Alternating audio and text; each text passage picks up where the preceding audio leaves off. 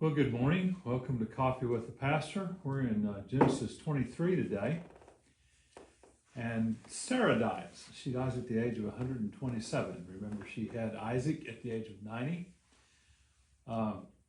There are some scholars who will argue that what happened up on Mount Moriah, where Abraham took Isaac to where Abraham was going to sacrifice Isaac, obviously doesn't. Ram is there. God will provide.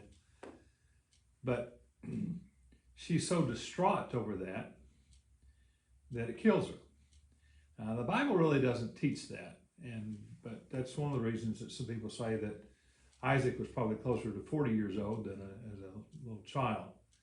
And I think you have a hard time stretching that. We talked about yesterday how Isaac was probably more an adolescent to a young man, and could have been that age, but with the word that was used, but probably was in that range. But Sarah, we don't talk a lot about Sarah, but she was in this with Abraham.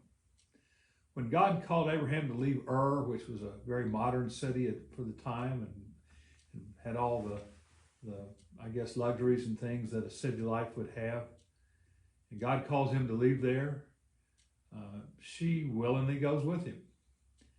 And when they leave Haran to go into Canaan, go into the promised land where they're going to live in a tent and move around, she's there.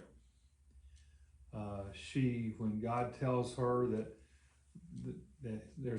he's made a promise that they're going to be a blessing to all the nations, but that they're going to be a special nation, and it's going to come through their offspring that their child is going to have. She's there.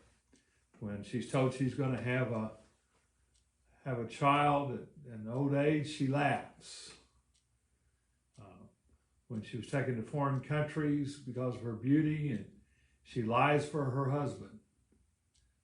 Sarah is a terrific woman, and not a perfect woman, but a terrific woman, and has been in the faith with Abraham the whole way. And I think her role is not portrayed well enough. But she dies, and Abraham has a problem because he doesn't have anywhere to bury her, because he doesn't own anything. He's been, grazing his herds on common ground, and we've kind of seen how he's had to move sometimes when the grounds wouldn't support his flocks. Things would move around. But he's around Hebron, modern-day Hebron. If you've been to Israel, you've been by Hebron, may have visited Hebron, and you can still go there today. And he goes to the townspeople, and he needs to find a place to bury Sarah. Now, what's interesting is that he's talking with a bunch of Hittites. What's interesting about that, this is not where the Hittites live. This is Canaanite country. And the scholars aren't for sure why they're called Hittites, or sons of Het. It may be that some had settled in that area, just like Abraham had come from Ur to settle. Maybe a group of Hittites came and settled and bought ground there. Or it just may be a slang term that the Bible writers were writing for non-Jewish folks. I don't know. But he's there, and he goes and wants to buy some land to bury Sarah. And there's a guy named there, Ephron, who owns a plot that he wants. And so they said, "What do you want?" And he says, "Well, I need some land." And they said, "Well, you're a prince among the land." I mean, he's probably the wealthiest area guy in the round. So they think, "What is that?" So he said, "Well, there's this cave over here, and I'd like to buy it from Ephron." And so Ephron happens to be sitting there, and he just says, "Hey, I'll just give it to you." Abraham says, "No, I want to buy it from you, and tell me your price and I'll pay it." And he says, well, it's worth 400 shekels of silver. And Abraham pays that price. He doesn't want it given to him. Now, I think the reason he doesn't want it given to him is because he doesn't want him to come back later and say, oh, no, that's not yours, that's mine. I mean, he wants a deed to the property, I think, and he wants to own the property. It's been suggested that 400 shekels of silver may have been very, very high for a cave to be buried in, because a year's wage was 12 shekels. And so you can see how high that would have been, but Abraham pays the price, and he buries her in that cave. The burial customs of that day is very interesting, and they still do this today. But they would lay the body out in a cave, and it's much like what Jesus was going to have happen, supposedly. And they will seal the cave up so that the stink would not come out.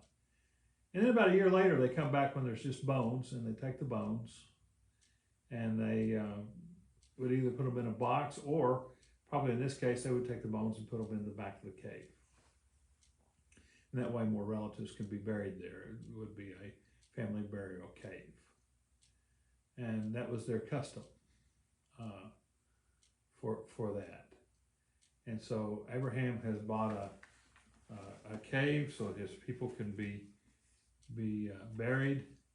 And it also is, I think, a sign of things to come.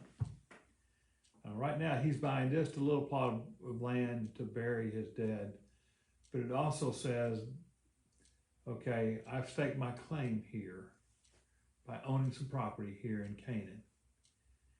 And he knew, and he had been promised, that his ancestors, those coming after him, would come back, and that God would give them all of Canaan. And that's what's happened. And even today, modern day Israel, ancestors of lineages of Abraham own Israel. And so it's very significant. But one of the things I was thinking about that, and my thought for the day, and before we close, the promises that God made to Abram didn't happen in his lifetime. In fact, it took several hundred years more for it to happen. And I think a lot of times we're part of something bigger than we even know that may not even happen in our lifetime. But Abraham's journey, he was a sojourner in the promised land. He traveled all over it, tramped all around it. He was around. And I'm not sure that the journey is not maybe as important or more important than our destination. All of us on this earth are on a journey. We're heading home. We're heading to our heavenly home.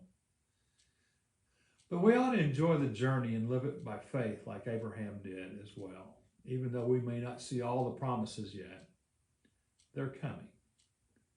And just be assured of that as you go throughout your day. And enjoy the journey here in Canaan, in our Canaan, today. Well, God bless you. And we'll talk tomorrow about how Abraham's going to send his servant to get Isaac a wife. And so I'll see you tomorrow.